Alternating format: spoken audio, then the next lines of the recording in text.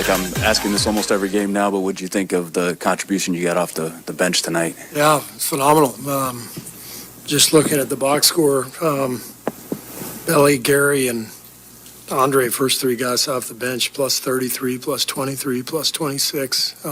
They all played 17 minutes. I mean, that's pretty impressive. I thought New Orleans really came out in that first quarter. They were playing hard and knocking down shots, and the bench came in and kind of settled us down, got some stops, and got the game back in our favor.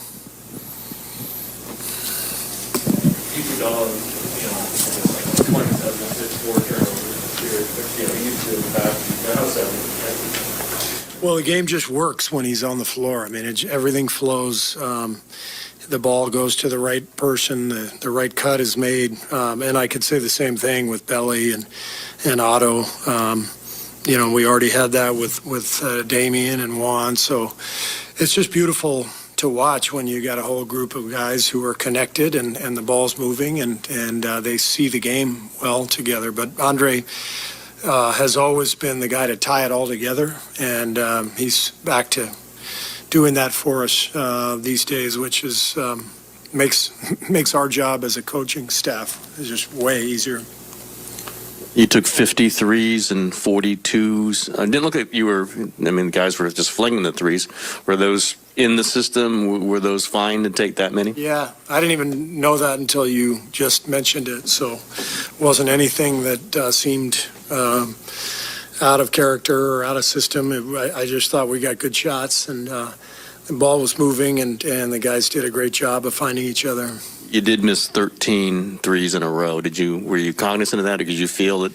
Yeah, they did a good job in the second quarter. They kind of changed the matchups around. They had Valanciunas guarding Wiggins, and anytime you can sort of tweak the game a little bit, it just changes the look and the feel of the game.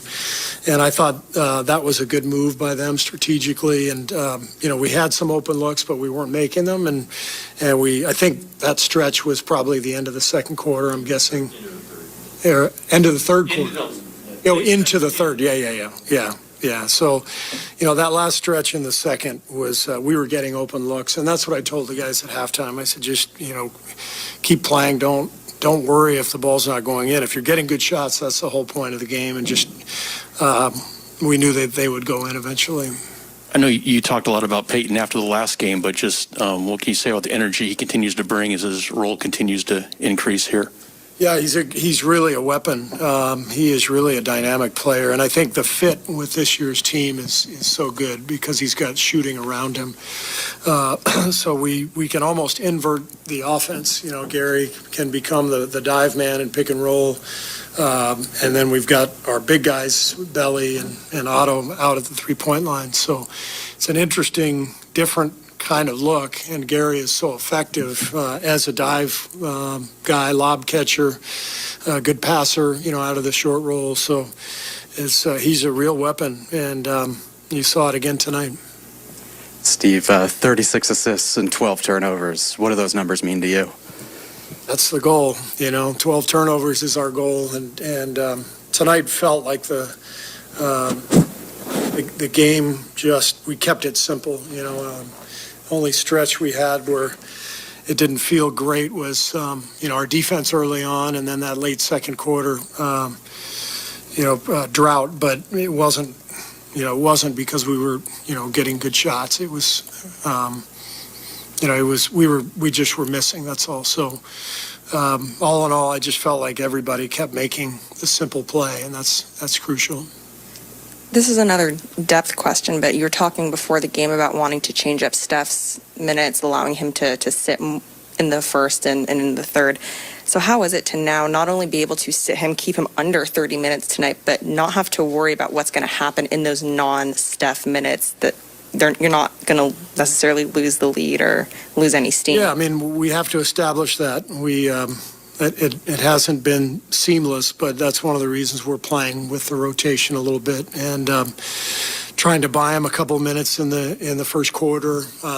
At times, if he's rolling, we keep him out there. If we feel like we can buy a couple minutes, great.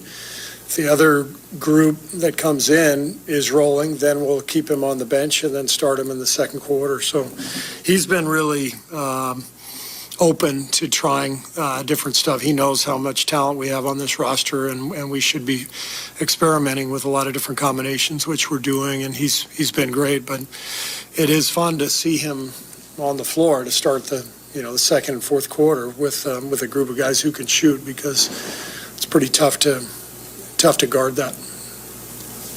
I'm sure you love seeing 41, 22, 21-point margins, but what does it mean to have that time kind of at the end of the fourth quarter where the game's been decided a little bit, you're able to get maybe some of these younger guys some playing time? Yeah, you just want to keep those guys fresh and happy, and when you can put your rookies out there and get them a good run, and the bench is up and cheering, and these are the nights that go a long way, and so it's a great start for the team, and we're in a good place. We just got to keep going, keep getting better, but just take advantage of the home schedule right now and see where it all goes. Warriors 3-1 so far in this 8-game homestand. They'll take on the Houston Rockets on Sunday. You see the team stat comparison here. The Warriors outscored the Pelicans 72-35 in the second half. Let me repeat that: 72-35. Pelicans scored only 30.